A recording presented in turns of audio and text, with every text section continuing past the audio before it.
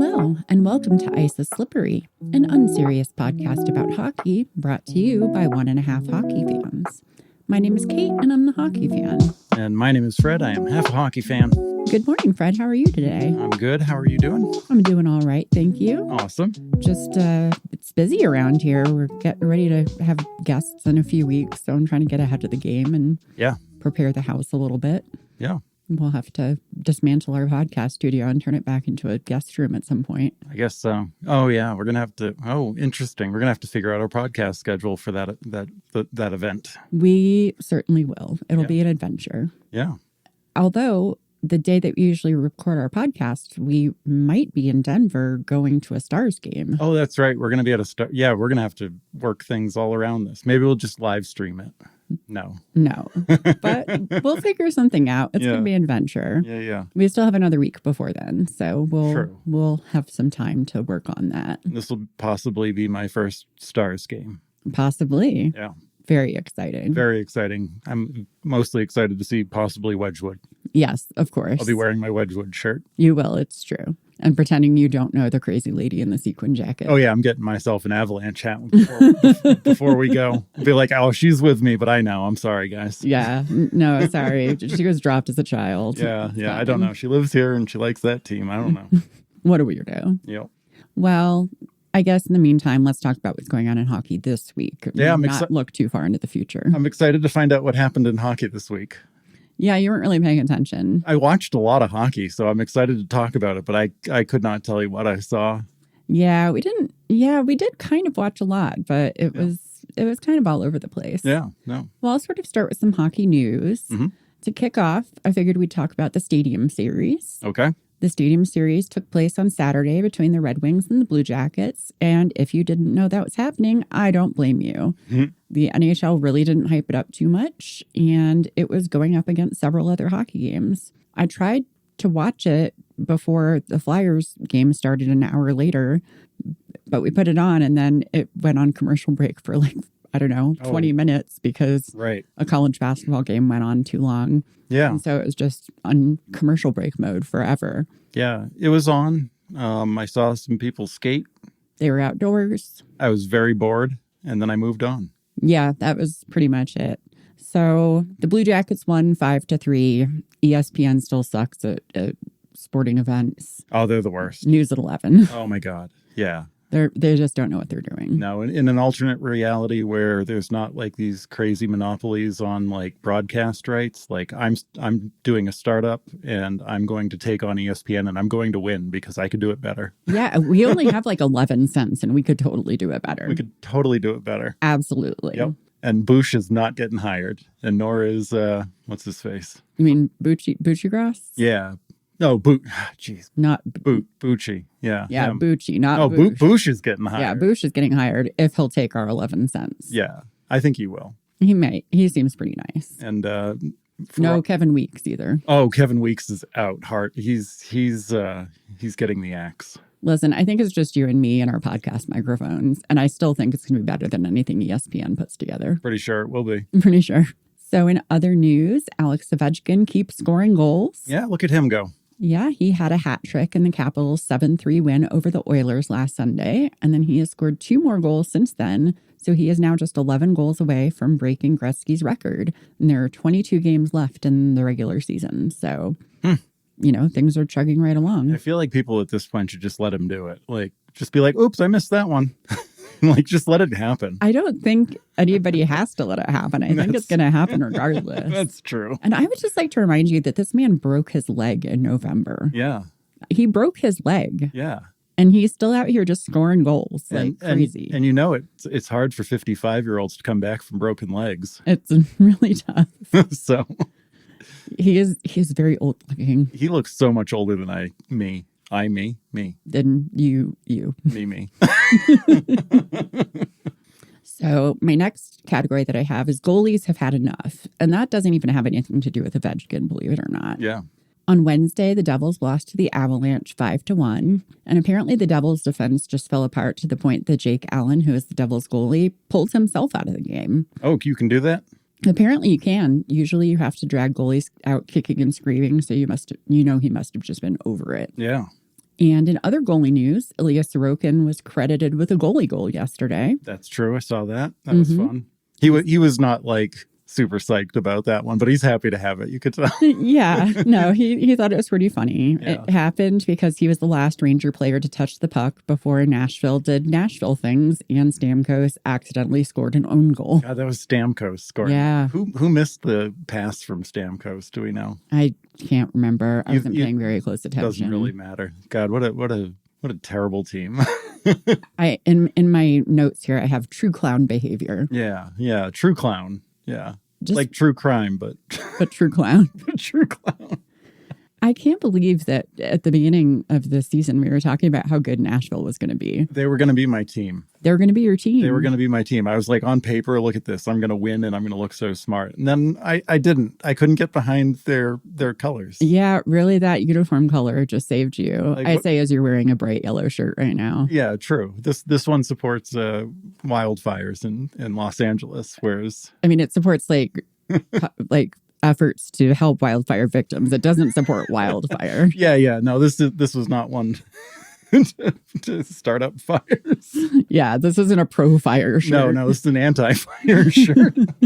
Either way, yeah, I couldn't find a hat for the Panthers, and hats are pretty critical. You mean for the Predators? Oh, Jesus. Yeah. They're both cats, I guess. Oh, man. I'm going to drink more of this coffee. You continue. All right. That sounds like a plan. Another goalie moment was a great interview moment with Elvis Merzlikins. So he was playing a game this week, and one of his defensemen fell down on him. And a reporter asked him after the game if he was okay because he seemed to get up a little gingerly. And he explained that he got the post in his butt and it didn't feel good. Mm-hmm. He felt it between his cheeks and it was cold, and he knows that's weird, but he did not like it. And it was an honestly delightful interview. It was. I feel like that man needs more padding if he's feeling the cold of the bar. Yeah, it was, I don't know. He just was very, very open about it. And then it was just kind of quiet. He was like, I know that's weird. And then all the reporters laughed like, yeah, that's really weird, dude. Yeah, Why are you telling me this? It was pretty great. Yeah. Another really fun reporter moment was a reporter brought up to Austin Matthews his defensive fail at Four Nations right before Canada won and said, "You came so close to deflecting that pass. Does that haunt you in any way?" And Austin replied, "Sure, Kevin," which instantly became a meme in our household. Oh my God, I can't stop saying "sure, Kevin."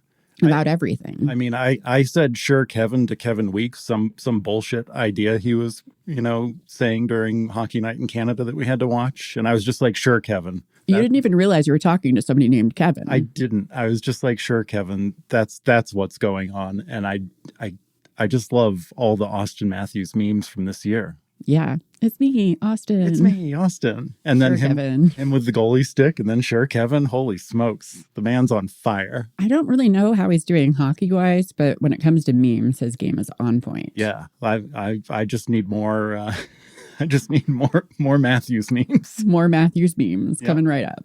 That's pretty great. The players have been on social media this week, too. One of the more popular social media trends has been teams asking their players who on the team would be their emergency contacts. Mm-hmm. The San Jose Sharks one was especially cute. It kicked off with the baby Sharks, Macklin Celebrini and Will Smith. They were both asked together and they did a little countdown and then chose each other at the same time, which you would have to be separate from one another to ever be each other's emergency contact. I mean, it's helpful to have an emergency contact that you're not like attached to the hip with. Right. Yeah. So I don't know how useful that's going to be, but it's nice that they like each other that much. It was one of those, like, their faces lit up and they're like, "Oh, we both know what we're going to say on this, so let's do it funny together." I know. Yeah. And then they were both also secretly really excited that they were chosen by the other one. They're like, "Oh, good. Okay. Yeah. I did read this right." They both wrote the same thing in their diary that night. He picked me. Probably the funniest part, though, was then they went on to interview a lot of the other Sharks players. And most of them, before they said their actual answer, wanted to make it very clear that they would not choose Macklin Celebrini or Will Smith to be their emergency contact. They needed to lay that out. Like anyone was surprised. Yeah, they were like, okay, first, it's not these kids. Second, here's my actual choice. Mm-hmm. But really don't ever call these guys if I'm in an emergency. Those guys are the emergency. Yeah, no, that's like calling the clown college. Or something. I don't know. The clown college, aka the Nashville Predators. So on the Star social media, we got a little hijinks with the boys on the subway when they were in New York. We did? I don't think I showed this one to you. So What boys? the Stars boys. On the subway? Yeah. I feel like I saw that. Wasn't that like last time? Or they did it again? They did it again. Okay, gotcha. Yes. So this time around, one of them, and I think it was Wyatt, did that thing where you jump in the air and click your heels together. Okay. And I need more of that unremitting dorkiness. Like, give me more of that stuff. I want to see them being cheese balls. That's Dorothy stuff, right? No, it was more of a I don't know, old timey musical theater thing. Oh, It wasn't like click your heels 3 times together. It was like jumping up in the air and yeah. it. It was I know what you're talking about now. Yeah. Thomas Harley and Jake Ottinger were discussing how Logan Stankoven kind of looks like Shark Boy from the movie The Adventures of Shark Boy and Lava Girl. Okay. And how that's actually a compliment because the character was played by Taylor Lautner, who's an actor who I know you have no idea who that is. You could have told me he's a hockey player and I'd be like, yep. Uh-huh.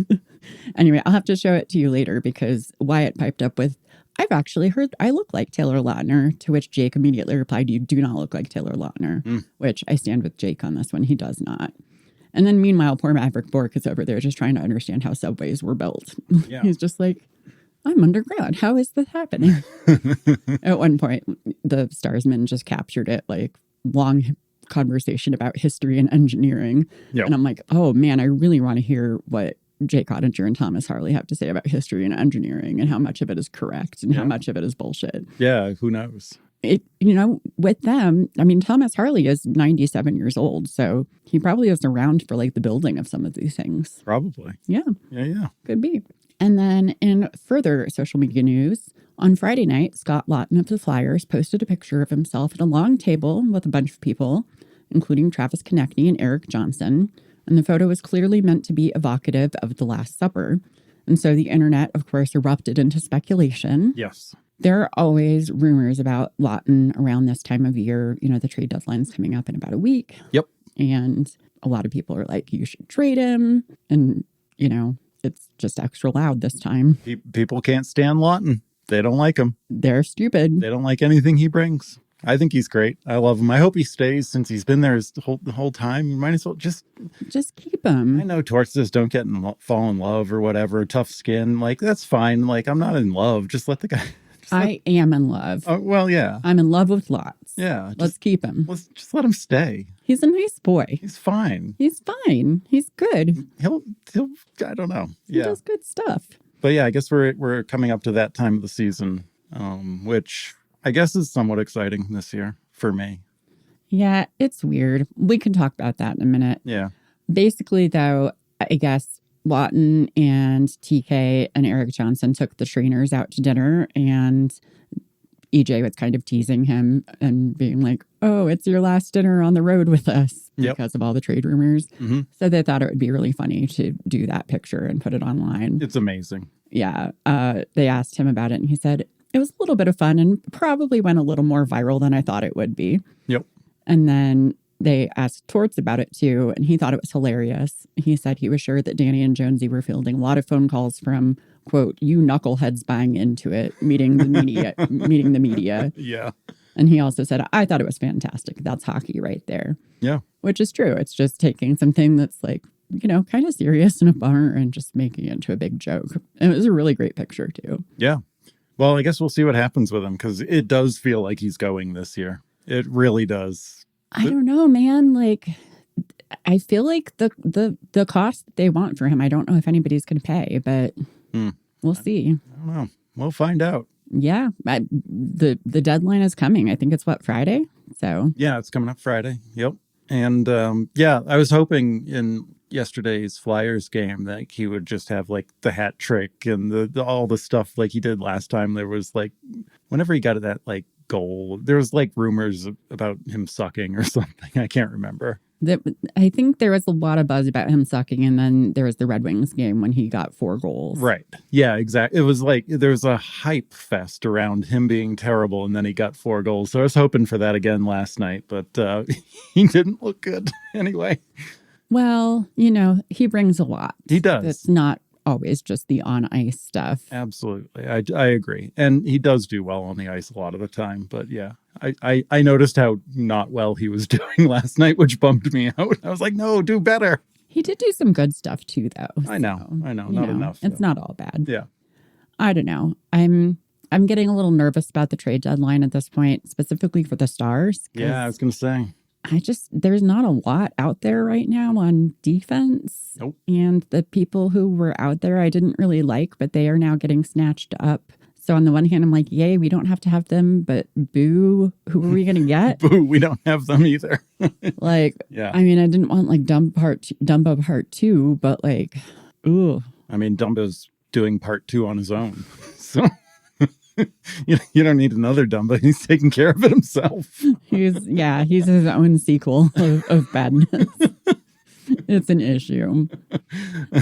Well, I guess on that note, we can get into our teams and kind of talk about how they've been looking. All right. Yeah, I think that sounds good. I don't have any other hockey news to contribute. Not that I would. Yeah, no, not really. There's, we watched a few games here and there. We did get to see delightfully the Winnipeg Jets get beaten by the Nashville Predators. That was pretty funny. That was pretty hilarious. Yeah.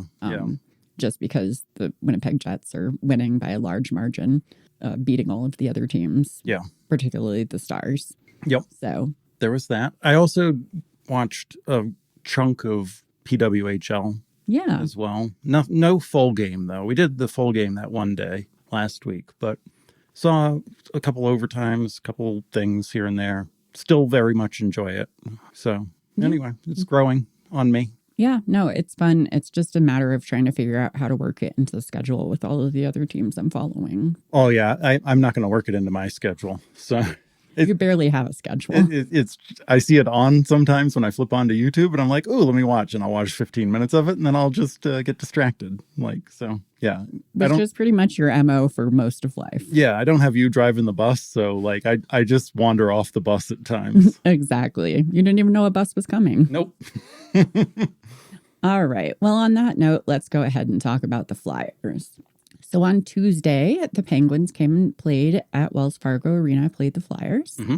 And the Flyers had a great game for that one. They did. They looked good. Yep. It was the second game back after the Four Nations break, and the Flyers were still looking really rested and refreshed. Mm-hmm. The game was ridiculous in all of the best ways. It was like a cavalcade of goals. There were just so many goals, most of them from the Flyers side. Mm-hmm.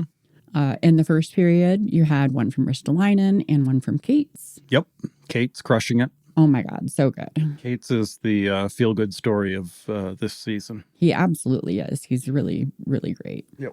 In the second period, the Penguins scored a goal, but then we had a Forster goal off of a pass from Drysdale. Yep. Then Cates scored his second one of the night during a net front scramble. And then 11 seconds later, Bobby Brink added a goal to the tally, and that was his 4th point of the night. Yeah. So I think that was his record for points in a night, too. Yeah. So fantastic. And then in the third period, Tippett added to the lead with one more goal. So the game would end with the Flyers winning 6-1. 6-1. What a beatdown, huh? I know, it really was. Michkov didn't have any goals, but he made some great plays and had 2 assists. Mm-hmm. Jacob Pelletier got an assist on the first Cates goal, which was his first point as a Flyer. Yeah, he's still a little under the radar. Yeah, he's still kind of getting his feet wet in the system. Urson looked great. He had 23 out of 24 saves. He's looked so confident since Four Nations. Yeah, I don't know. That he was looking good before Four Nations, but he went into a higher level. Yeah, he got some kind of, I don't know what happens, but confidence happened, obviously. And he's just he hasn't made me nervous. He sometimes makes me nervous, and he sometimes just lets up the first goal all the time. But yeah, no, just solid, just good work from him. Yeah, no, he's really just kind of been at another level. Yeah. It's been really nice. I feel like he settled into the number 1 spot. Basically. I think so too. I think it's taken this long, but I think he's there. I think so too. I'm I'm happy for him. I just said that out loud though, so he's just gonna do terrible now. But Now you've jinxed him. oh man, Good job. Well, Thursday the Flyers played the Penguins again. This time at the Penguins Arena. Yep. This was a national broadcast. Yeah. So this was when we had to listen to your favorite broadcasters, Bucci and Weeks. Oh my God. And yeah, I don't think we even made it 5 minutes in before Kevin Weeks was being insufferable. And you were like, sure, Kevin. There was sure Kevin stuff. It's just like they don't have any idea what's going on in the world or something. I don't know. They really don't. It's crazy. That was the only game we saw with them this week, right? The other ones had somebody different. I believe so, yeah. Because, Bucci, he wasn't annoying me in the first. I was like, wow, this is amazing. But then he just started getting amped up and it's like a squirrel was outside and he just like got distracted and was just all hyped up on the squirrel. And yeah.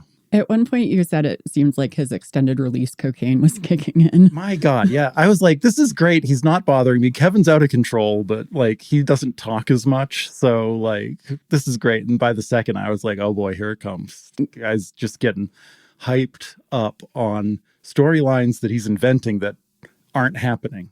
Yeah. So that's anyway, pretty classic. Yeah.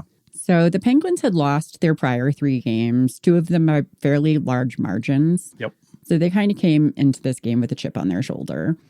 Cates opened the scoring off of the rush 2 minutes in with his 13th goal of the season. Yeah. So the year of Cates continues. As I was looking things up, I actually noticed, so this is Cates' 4th year where he's played NHL games. Okay. And in 2 of the prior seasons, he didn't play full seasons. Yep. One of the years he did play all 82 games. Okay. In that season, he scored 13 goals. Wow. So this year in 59 games, he's already scored 13 goals. So yeah, this is his year. He's really, really crushing it. Yeah. So that's awesome. In the second period, we got a goal from Tippett. And then a few minutes later, there was a save from Urson, and that broke out into a really heated exchange by the net. And I'm not sure exactly what went on, but I know that Boko Imama and Garnet Hathaway were involved. And Hathaway very audibly said, wah, wah, mama, as he skated away, which at the time was really funny. Really funny. Yeah, at first I kind of thought that's what I saw, and I rewound to go back. Yeah. And then when I rewatched it, you could actually hear him say it because there was like a hot mic by the goal post because we had been hearing things by the goal all night. So, man, Hathaway's my hero. He's fantastic. He's so good. He's just perfect at what he does. He's definitely in that little Ratman family. He is. Yeah. Yeah. He's like, he's like a second cousin or something. He's got like a different kind of Ratman energy, but but he's still welcome at like Thanksgiving. He's an ill-tempered rodent. Yeah. Yeah. Of some variety. He's in the rodent family. He is. Not sure what he is, but he's in there. Yep. So then the score went up 3-0 in favor of the Flyers after a really sweet goal from Michkov. And that was kind of the turning point of the game because Mike Sullivan made the decision to pull Nedeljkovic out of the goal. And he was not happy about that. He slammed a stick against the goal a couple of times and he broke it against his knee and he left the pieces on the ice. Yep. And then he skated over to the bench and then he came in and he slammed that door thing, the little half door. The little door thing. Little half door and he slammed it a couple of times and then he was just hollering down the bench, maybe at the coach, maybe at the other players. I don't know. I think he was yelling at Mike. Yeah. Yeah. And like I kind of felt for him because the first 2 goals were definitely not his fault. Right. Like they were shots from the Flyers that went in off of Penguins players. Like they were not things he could have gotten. He wasn't prepared for the Penguins redirects. They were not. Yeah, and like one got redirected off a skate. Like It was just very haphazard. And then the third Michkov one was just like a really good goal. I don't think it was even necessarily one that he should have felt that bad about. I even said at the time, I was like, I'm pretty sure this is just Sullivan being like, okay, we got to shake up the team because this is bad. Yeah. But yeah, Ned was not happy. Ned was pissed. He stormed off down the tunnel. They went to break. They came back. He was back out on the bench, but he was sitting there and like, if looks could kill, we'd all be dead. Like everybody watching TV, the whole arena. He was like the inside out anger guy with like the fire coming off his head. Yeah. He was just sitting there with like dead eyes, just like, I want to murder everybody. Yeah. No, he was really not happy. I think that was the point where I was like, depending on the outcome of this game, this could be Ned's villain origin story. Yep. So it was pretty intense there for a minute. Yeah, but you also said at the time it's either his villain origin story or everyone's going to rally around like for him. That's exactly what I said. That is exactly what you said. And I guess we'll see if I was right. Spoiler alert, I'm always right. So it definitely worked because about a minute and a half after Ned was pulled, the Penguins got on the board for the first time. And then 30 seconds later, they scored again off of the faceoff. So suddenly the Flyers were only up 3-2 and it was halfway through the game. So it's like a whole new game. Whole new game. Penguins had a whole new lease on life. Yep. And then a few minutes after that, Garnet Hathaway would land a big but clean open ice hit on Noah Acciari. Mm-hmm. And then Boko Imama from earlier, the wah-wah guy. The wah-wah guy. Would respond by absolutely blindsiding Garnet Hathaway away from the puck. True. So he didn't hit Hathaway in the head. Nope. He hit him in the shoulder. But Hathaway wasn't expecting the hit because, again, he's away from the puck. Right. Didn't see him coming. Took kind of a bad spin, fell down, banged his head on the ice. Yep. Did not look good. Nope. Was completely rocked, like just out of it. I still do not know why they let him like sit up and walk off of the ice. Oh, yeah, I don't know. He didn't look coherent. I don't know. He was okay. And Now he's messed up. I know. he did not look great. So they got him off the ice, but it was pretty clear he wasn't going to be coming back into the game. So yeah, and Torts described that as one of the dirtiest hits he's seen in a long time, and that the refs need to be like less focused on like the technicalities of these rules, like, oh, it wasn't the head first, so it's 2 minutes, and look more at the intent. Not that Torts was saying there was intent to injure. He wasn't making that accusation, but he's like, that's a dirty, bad hit that resulted in a really bad thing. And you need to take that into account because, like, sure, there's no head contact initially, but like away from the puck, blindsided, dirty hit resulting in that needs to be evaluated in a different way. And I totally agree with him. I absolutely do too, because they did initially call 5 minutes so they could review it. But then after they reviewed it, it was a 2 minute. Yep. And the explanation he got was it was no head contact on the hit.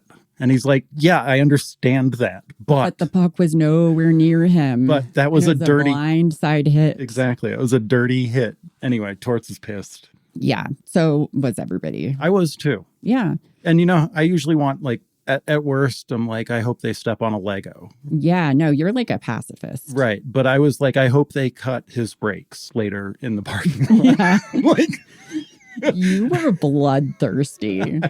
You were just out for vengeance. I was like, yeah, no, if they do the worst thing to him, I'm going to be fine with it. Yeah, you were like, well, he deserves it. Yeah, absolutely. And since he didn't get justice, then whatever happens, that's between them and their God. Like exactly.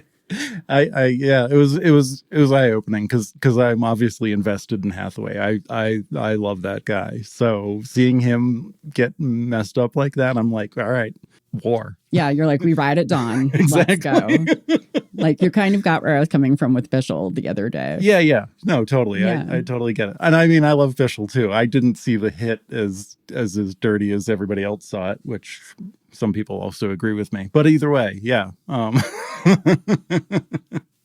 guys can't see the look I'm giving him right now, but I'm giving him a look. I just don't think it was that bad of a hit. That's fine. We can. That was last podcast. Sure. This is this podcast. This is this one. Yeah. Anyway.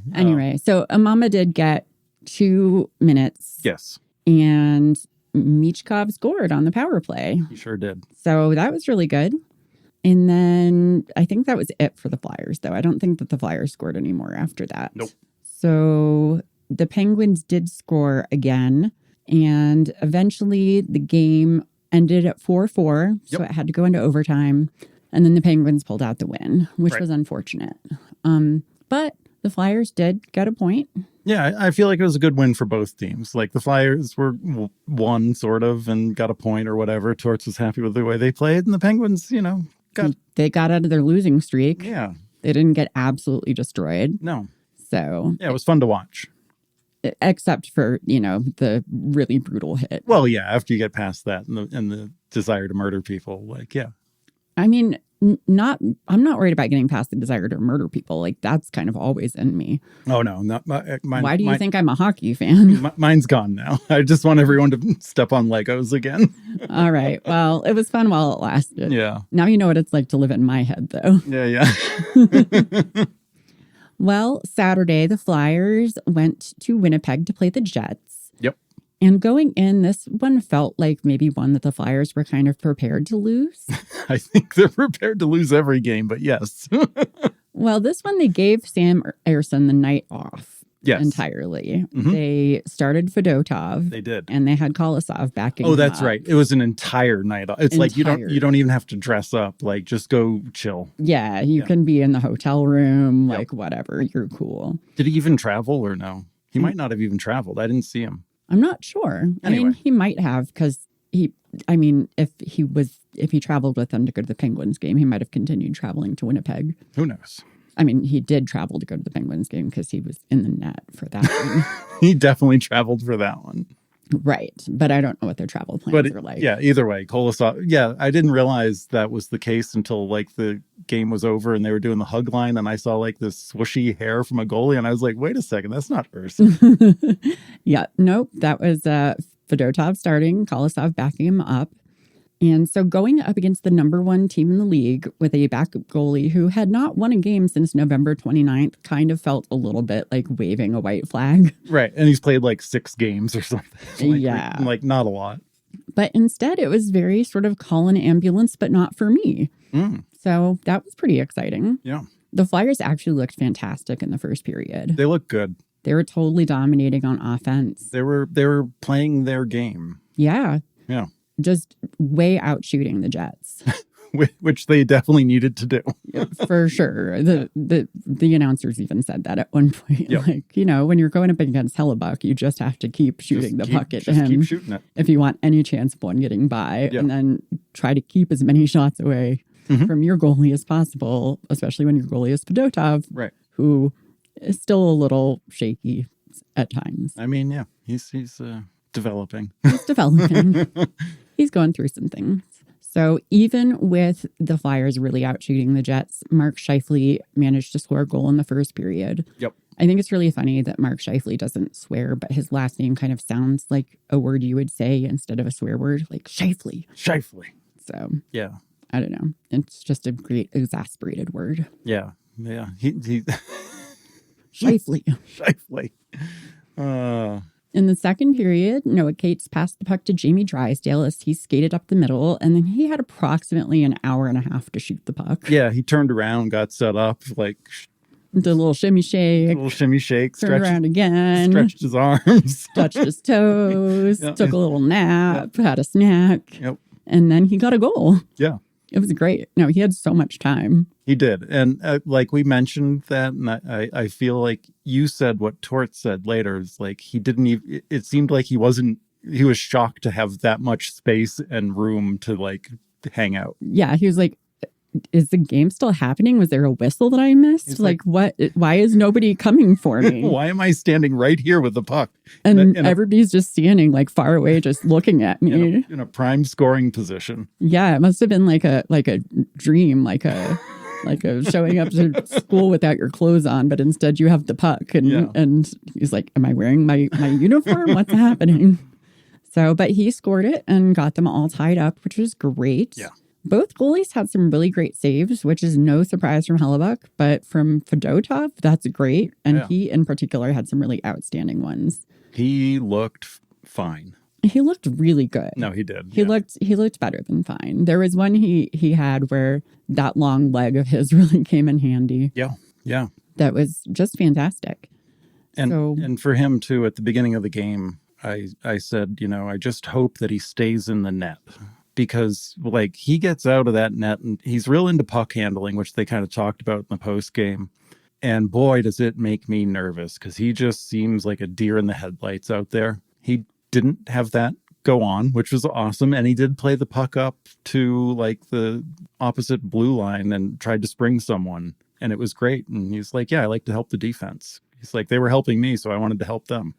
Yeah. And that was honestly part of his strategy, he said, and it really seemed to work out. Yeah. No, it was good. There was no panic for me with him, which was a nice feeling. Unusual for sure. Because I mean, I was on his train, the Fedotov train. The Fedotov train. Like early, I was so excited when he came over. I was like, look at this guy. He's going to be a beast. And then he wasn't. And I still just want him to do great. I know. Me too. Yeah. So he really worked hard. He did a really great job. Yeah. And the game ended regulation tied 1-1. 1-1 against the Jets. Against the Jets. Yeah. Which was fantastic. Yeah. So it's like, okay, great. At least we're getting a pity point. Right. Then we went to OT, and Fedotov once again was fantastic in OT. Yeah. Because there were some moments where it looked real scrambly there. There were a couple Fedotov moments for sure throughout the game. Yeah. And scrambly. Well, there were some defense moments in OT that looked real shaky. Yeah, true. But Fedotov was good. And we ended up going to the shootout. Which you called before overtime started. I did. I said either it's going to shootout or the Jets will score 8 seconds in. So once 8 seconds had passed without the Jets scoring, I was like, all right, we're going to the shootout. And we were. Because again, when it's kind of a goaltending duel like that, I don't mind the shootout as much because I do feel like, finish it up with the goaltenders like that. So totally. And believe it or not, Fedotov held his own against Hellebuck in the shootout. That was his first shootout. Oh, I didn't know that. I think, right? Was it? I'm pretty sure. It might have been. I'm not sure. I'm like 90% sure that's... Well, now I don't know. We'll have to check that out. I feel like that was... Do I know something you don't know? It's possible. Things could happen. It's probably not true. Well, so anyway, Fedotov managed to stop all 3 of the Jet shots, which was fantastic. And then Hellebuck stopped the first shootout attempt, and then the second attempt was by Michkov. So Michkov scored the game winner. So Michkov, I'm assuming people will see that in like highlight reels this week. What a sick shot that was for a shootout. It was disgusting. Right? It was so gross. It was nasty. I loved it. It was sexy. I loved everything about it. So yeah, it was just like all those Russian players were really bringing it for the Flyers. Mm-hmm. So I thought it was great.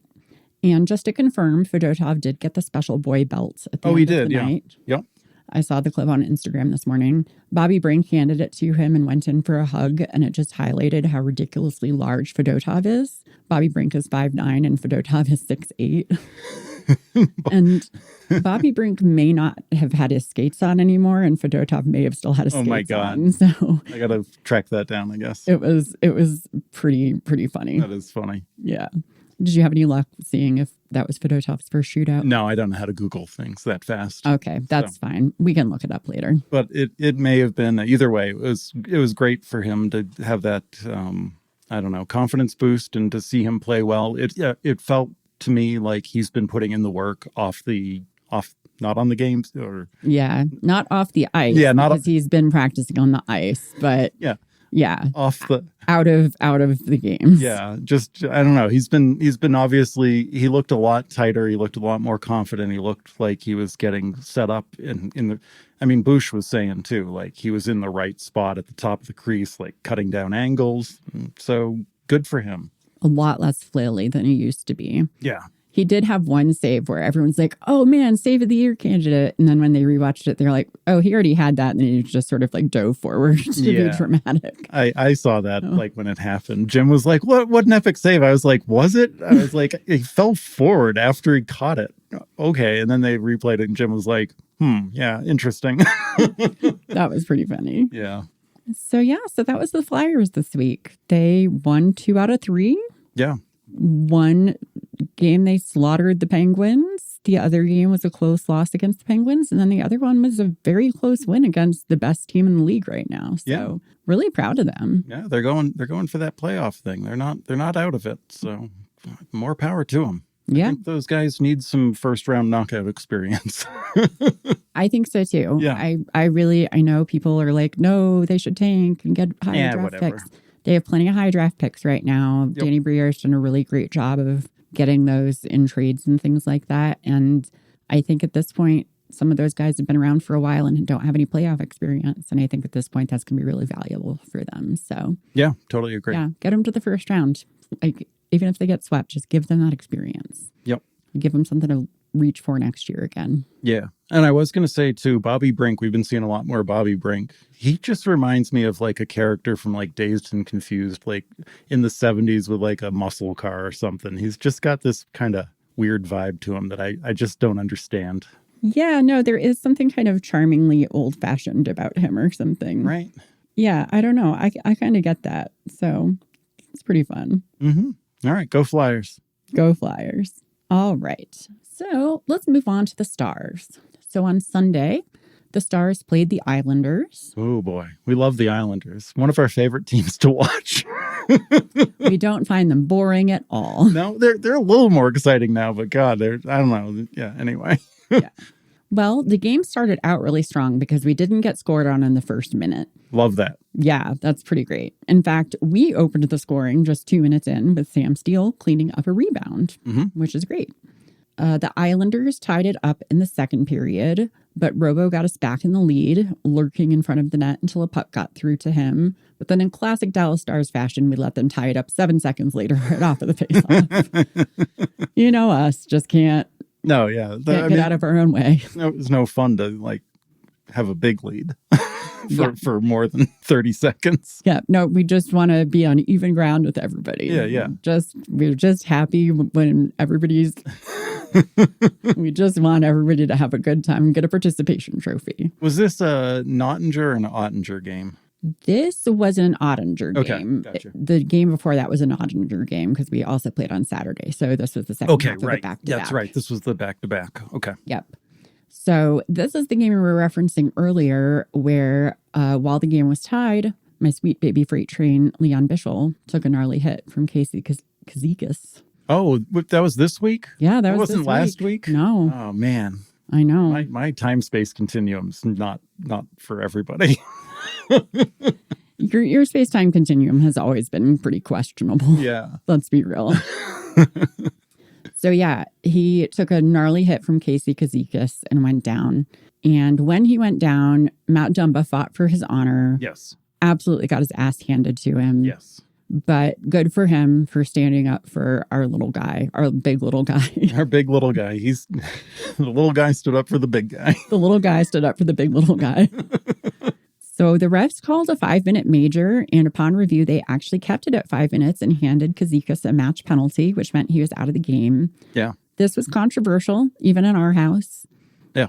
So the refs saw intent to injure. I agree with that. I see why people disagree with that. Mm-hmm. It was a hit to the head. It was a hit to the head. Noted dirty player, you said, too, right? He's got a history of hitting people in the head, I believe. He's a very physical player. He's like one of the top hitting players in the league. Yep. And I believe that the night before we had played, I want to say the Devils maybe, and Bish had laid down some big hits. Bish had already laid down some big hits in this game. Clean hits. Clean legal hits. Clean legal hits. But I think they were like, oh, we don't like this big boy coming in and laying hits. Let's lay some hits on him. Yeah. But the hit happened to be a hit to the head. Yeah. And it really looked like Kazikis was just going right for him, and Bischel didn't see him coming. Yep. So, again, I can see why there would be arguments against it being an intent to injure. I'm not mad about the call, but I get why other people would not see it necessarily. I mean, well, good, because I didn't see it. I do agree it was a bad hit. I do agree that, like, it was possibly questionable, but you didn't see the clear intent. I didn't see the clear intent. It wasn't one of the worst hits I've seen like in the last 3 weeks. So I think the results were terrible, obviously, since he's out and stuff, but I don't know. I didn't see it. We argued about it. I let you win. And then the hockey guy was like, I didn't see it either. And I was like, haha, I showed you. I like how you say you let me win. Just like joking. We weren't actually. You ever let me win anything? But yeah, no, there's nothing to argue about. No. So. But yeah, it was. I don't know. Yeah, no, it was a match penalty. Kazikis didn't get any other supplemental discipline, so he was playing again 2 days later. Yeah. Bischel was not. Bischel has been on concussion protocol ever since. So That's a bummer. Yep. He just stands in the back looking good. I mean, yeah, just Yep. looking tall, wearing a beanie Wearing a beanie. to protect his poor little head. Yeah. So Islanders fans did complain that that call gave the Stars an advantage, but what they didn't factor in was how thin our defense is. Right. Dumba was out for like 17 minutes as a result of that. Yeah, no, not only was Bish out for the rest of the game, Dumba got 17 penalty minutes for instigating that fight. So it was like the 5-minute and then the 10-minute instigator and then the 2 minutes. So he was out for a big chunk of the game. Yeah. And so that left us with Esa Lindell, Thomas Harley, Ilya Lyubushkin, and Cody Ceci. Right. Cody Ceci, this is what, like his third, fourth game with us? Something like that. Yeah. So he's still kind of getting used to things and is definitely like a bottom pairing guy. Like at least we had 3 of our 4 really good defensemen there, like with Lindell, Thomas Harley, and Ilya Lyubushkin. Yeah, but they were all doing double shifts basically. They all were playing a lot. And remember, like this is not long after 4 Nations where Thomas Harley got pulled in last minute for Canada and Esa Lindell was playing like 28 minutes a night for Finland there. Right. So they have not had a lot of rest. And also, Lyubushkin had left the game for a while earlier because he had kind of an awkward fall. So it was kind of a miracle he was back because we could have ended up playing the game with 3 defensemen. It could have happened. Yeah. So it's not like we had a huge advantage. You know, they were out a forward for a while. Right. We had 4 defensemen for basically the rest of the game. Yeah. So, and even if it was our least effective defenseman that was out on the penalty, like Bischel is a big loss for sure. Yeah. Yeah. So, No. yeah. So that was not great. But we did get a 5-minute power play out of it. Yep. Although I think it was just technically like about a 3-minute one because I think Oh, it was the one of first those 2 like minutes yeah. it was like a 4-on-4, but then the last 3 minutes it was a 5-on-4 or something. Right. Just because the way the penalties stacked up. It was a little wacky races kind of thing there. Yes. But Jason Robertson scored 2 goals on that power play. And remember, he had gotten a goal earlier in the period. So that meant Jason Robertson had a hat trick in the second period. Yeah. So good for him. And I think that this means we can officially say he's maybe gotten past that foot surgery over the summer that really slowed him down. He does appear to be back. He's back on his bullshit, and good for him. It's nice to see. Yeah. So, I'm not even going to pretend to make fun of him anymore because he's just crushing it. no, he's doing so good. He passed Duchesne as the goal leader, right? Yeah, no, he is now the goal leader. Yeah. So I'm very happy for him. It's hard to be mad. I always want to like him and want to cheer for him. And it's frustrating when he's not doing what I know he can do. Yeah. And now he's doing it. So I have no reason to be like upset or withholding. So yeah, I don't know where I'm at with him. He let me down hard. I was all excited, and then he was kind of meh. But now he's doing better. He's fine. I don't know. You're still reserved. I've moved on with my life. All right. Well, it doesn't seem like it, but there you go. So anyway, we ended the second period up 4-2. Halfway through the third period, the Islanders did score once again, but that's all they could manage, and we won the game 4-3. And we were very happy at the end of the game to see Leon Bischel standing up in the hallway out back in his street clothes. And Colin Blackwell went back to give him a hug, and then he also got a hug from Dumba. Yeah. So that was nice. Yeah, that was a good game. It didn't feel like dominant from them. Like the Islanders were pretty reasonable, I felt like the entire time. Yeah, it was a good kind of back and forth sort of game. I feel like it might have felt more dominant again if we had more than 4 defensemen for the last half of the game. It's true.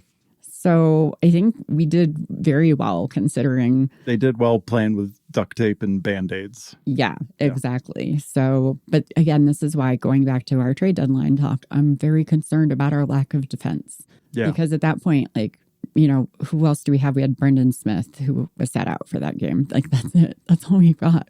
That's all we've got. Yeah. Because Miro's out indefinitely. Nils Lundqvist is out for the season. Right. We don't got a lot going on. Which makes playoff runs very difficult. Very challenging. But if you get rid of Stankoven and Bork, you can probably get someone pretty good. I will end you. I will end you where you sit.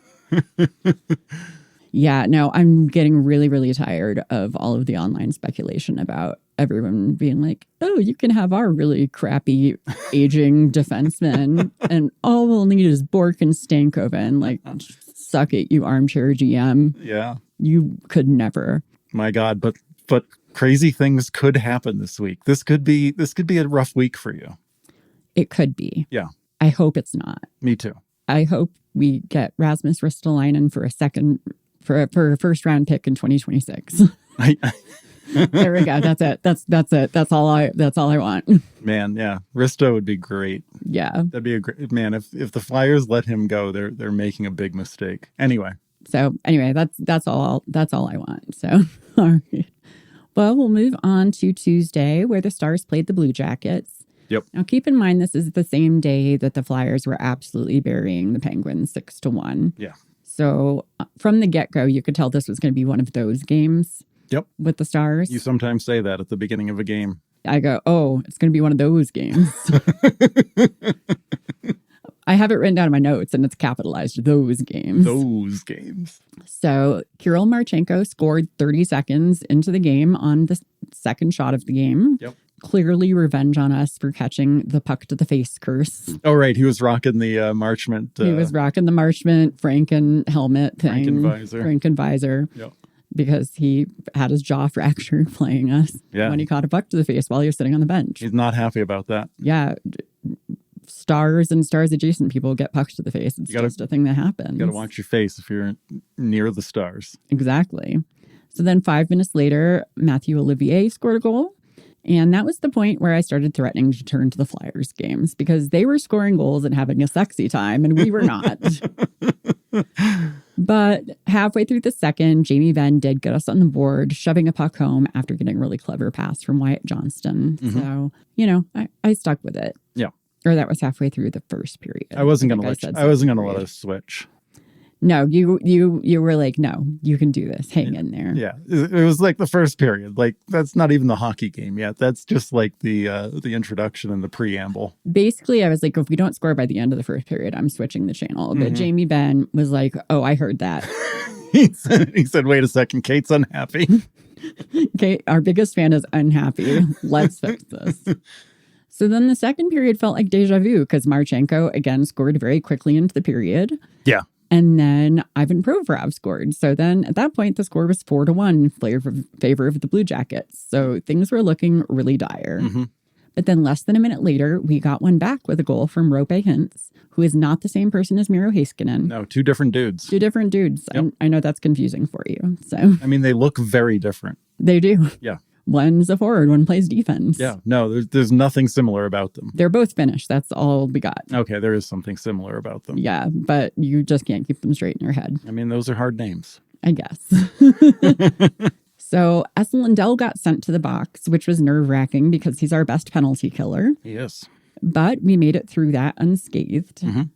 I actually found a video last night of Jake Ottinger from a few months ago where he described Esa as the Ovi of penalty killing. Nice, yeah. Which I thought was really cute. That is cute. So anyway, Robo would score next. And at the end of the second, we were only down 4-3. So, see? Yeah. That's why you don't turn these games off. I know. Wild things happen. Anything could happen. Yeah. The third period started. And once again, the Blue Jackets opened the scoring. Once again. With the score 5-3, we pulled Jake with over 4 minutes left on the clock. And with 2 minutes to go, Maverick Bork crashed the net and scored. Mm-hmm.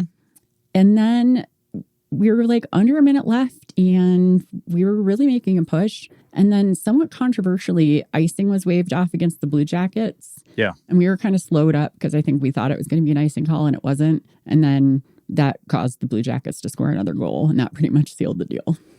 Yeah. There was definitely maybe some questionable not playing to the whistle behavior going on with that one, which was kind of a bummer because it was like, oh, there's still time. There was still time. Yeah. We could have maybe pulled it up, and I still don't know how it wasn't an icing, but but play to the whistle. Play to the whistle. Play to the whistle. I know like 3 things about hockey, and that's one of them. That's like 3 of them, honestly. But really, at the end, I'm not super mad about that loss because the boys played 3 games in 4 days at that point, all on the road. Half of our defense is dead. Dead. They haven't been resurrected yet. Nope. The ones that are still alive are playing 28 plus minutes a night, particularly Harles and Essa, who also played at Four Nations and didn't get a break. So, they're doing their best. Man, that's wild that 28 minutes is a long time. I mean, 28 minutes at like that pace. No, I know, but like it's just such a short period of time. But like, yeah. But it's a lot. But it's a long time. It's a long time. Yep. And then the Stars played again last night. We played the Kings, the LA Kings. And this was our first home game back since February 2nd. Yeah, which still surprises me. I feel like they're always at home, but I guess they haven't been for a long time now. No, that's why the mascot was sending out all those sad tweets during Four Nations. Oh, that's right. Yeah. Yeah. We had a 3-game West Coast road trip before Four Nations. And then when we came back, our first 3 games were on the road. So the boys were clearly happy to be home. And it felt like one of our more complete games this season. Like it felt like we actually showed up for all 60 minutes for maybe the first time. I would agree with that. Yeah. Yeah. Okay. Usually it feels like we show up late, like in true ADHD icon style. Yeah. They get out there in the first 4 minutes just like stretching and just like getting into the groove. But yeah, it wasn't like that this time. And sometimes like we're a goal or 2 down by the time they start playing. Yeah. Yeah, no, they really kind of came right out and looked good from the get-go. Yep. I think it probably did Jake in particular a world of good to sleep in his own bed because he looked really in the groove. Yeah. And he's like super tall, right? He is. He's like 6'5", I want to say. He's probably got like a custom like giant long bed. Probably, at home. And on the road, he's just dealing with a king size. So he's sleeping like diagonal or something. I know. That's brutal. So in the first period, Jason Robertson opened the scoring on the Stars' first shot of the game. Yeah. And I have to say, I like being on that side of it. I like it when we score on the first shot of the game. I don't like it when we get scored on the first shot of the game, which happens more than I would like to admit. Mm-hmm. So the goal was kind of crazy. He wasn't quite as impossibly low as Draisaitl gets, but he was pretty low. Yeah. So kind of crazy angle. The Kings did tie it up a few minutes later. Mm-hmm. Exactly halfway through the first period, there was kind of an awkward 3-way crash between Brendan Smith, Matt Dumba, and Tanner Jeannot of the Kings. Oh, right. Yeah. During the collision, though, Smith caught a high stick from Jeannot, which cut his face and he was bleeding. So we did get a 4-minute power play out of this sort of clown car explosion. Yeah, 4 minutes for kind of a circumstantial thing, right? Like it was kind of just the way everything happened that pushed that guy's stick up into his face. I think he technically sticked him right before Dumba crashed into them, okay. but I don't know if he would have done that if he hadn't seen that Dumba was about to crash into them. Just seemed like a confluence of clownery. It was a confluence of clownery indeed. So Duchesne scored a power play goal just before the first 2 minutes expired off of a sick no-look pass from Robe Hintz. Oh, that was nice. I remember that. So good. Yeah, he had like swagger to his no-look. He's like, I'm looking over here. Oh, no, I'm not.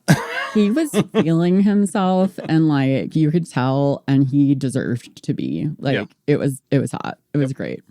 I loved that one. So we couldn't do anything with the second half of the power play, but about 12 seconds after it expired, we had another goal from our favorite cursed short king, Logan Stankoven. God, so happy when he puts a puck in the net. Oh my God, it's like the biggest dopamine hit of all time. Yeah. It's like such a relief. Yeah. I'm just like, oh, thank you. I'm not religious, but thank you to whatever deities there might be. Like, it's such a relief, honestly. Like that guy's so cursed. Yeah, no, it was great. Great to see him score.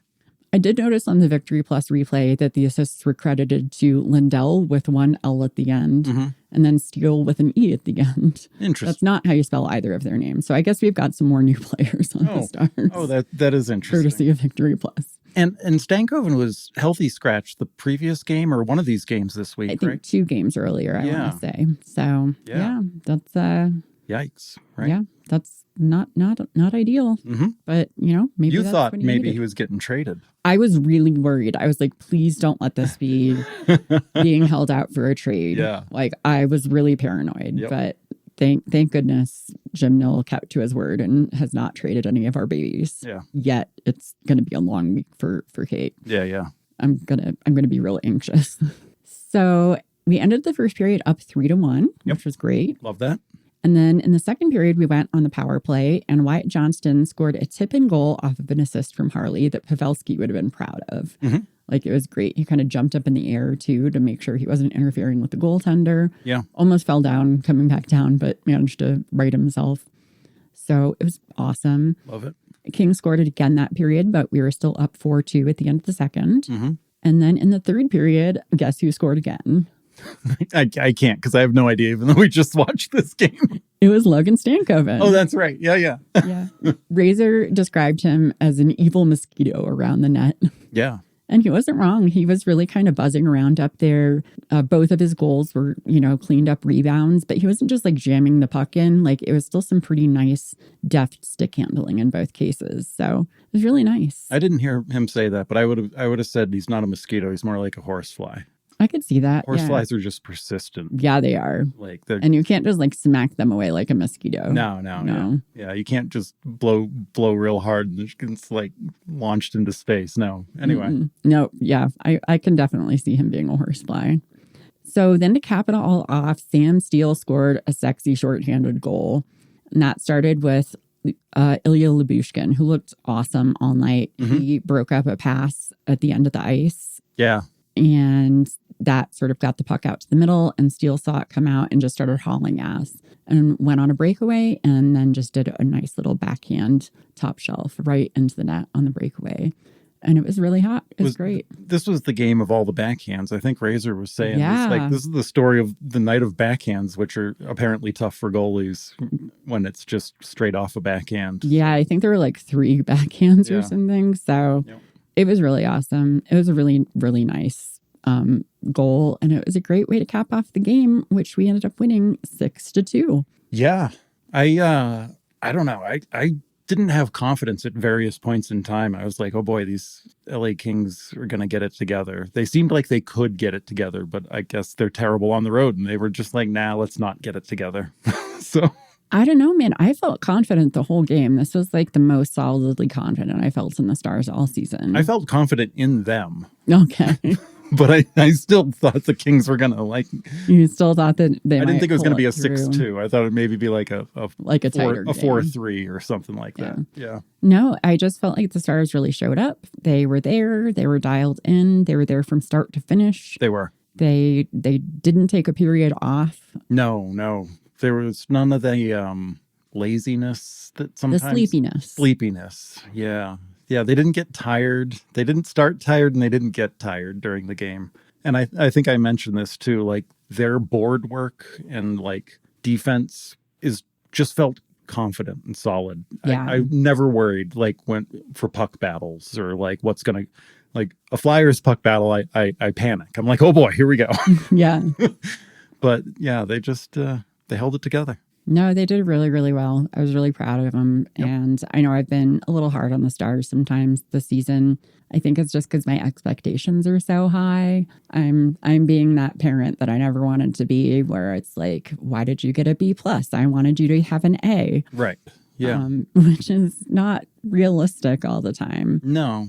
It still doesn't feel like they're playing as well as they could be. I know, but I was looking at the standings last night, and the Stars are currently the 3rd in the whole NHL. Well, turns out they're playing the best they can. Yeah, it's the Jets are sitting at, I think, 88 points. Okay. Washington Capitals at 84. Yep. And then the Stars have just sort of squeaked above everybody else in that like 77, 76 range. There's a lot of them. We've got 78 right now. So... yeah, we've just managed to kind of pull just a nose ahead of the rest of that pack for the moment. So I think if we can just lean into that and keep on going, I guess try to put a little gap in between us and everybody else, that'd be pretty great. So at this point, I think it's pretty clear Winnipeg has sealed the deal as Central Division. Yeah, it seems like champs. Seems like so. I don't know if they keep playing the way they've been playing the games we've seen them play. Jeez. Losing to the Preds and the Flyers, God bless them. Yeah. That's not the greatest week for them. They seem pretty competent, though. They'll get it together. Yeah. It's like we always say, even the worst team in the NHL is still an NHL team. Right. Like any team in the NHL can beat any team in the NHL. Absolutely. It just happens. Nobody's getting 82 wins. Nope, for sure. Nope. So, yeah, I don't know. I thought it was a pretty good week of hockey altogether. I feel like it was. We're in that time frame now where things are a little bit more interesting. I'm over the grindiness, and then that break helped, even though that was a grind of itself. But it was a different grind. It was a different grind, and it was like a fine grind. And now we're back into normal hockey, and the games have been pleasant and fun to watch. So that's good. And then we've got the blender coming up here next week, and we'll see what happens and where the storylines go. It's funny. I re-listened to our episode World's Largest Rookie the other day because I missed Leon Bischel and I needed a fix. And we were talking about that. You were really struggling that week. You were like, oh, hockey's just really feeling like a grind right now. That was right, probably around like 40 games or 41 yeah, or 42. It was about the halfway mark. Yeah. And you were like, I don't understand how I'm like supposed to start caring about the playoffs yet. And I was like, oh, that'll kick in later. I was like, probably after Four Nations break. That's when we'll really start paying attention to that. Mm-hmm. And look at us. Here we are.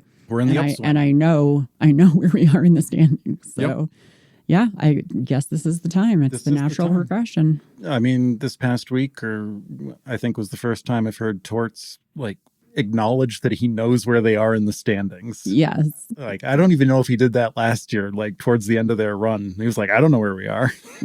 That's true. Yeah. When they were still kind of like just hovering around the edges of a wild card spot. Yep. Or they had it, but they're in danger of falling out. He was just like, nope. Yeah. So yeah, we're definitely in that upswing towards playoffs. And I'm pretty sure this happened to me last year when the playoffs started. The tone of those hockey games changes, and I did not like it. I was like, why is everybody so angry? Yeah, it's true. But then, as teams are eliminated, then the concentration of the anger and the fuel and the fire makes sense. But like the first when playoff, there's still 16 teams in there and all 16 teams are angry, then that's just a lot of feelings for you to process. That is. That's a lot of ill will. For me, all in one spot. You're just like, I'm too Buddhist for this. Yeah. I can't handle this. So I'm expecting to be like on a downward slope again here in however many weeks we have until playoffs.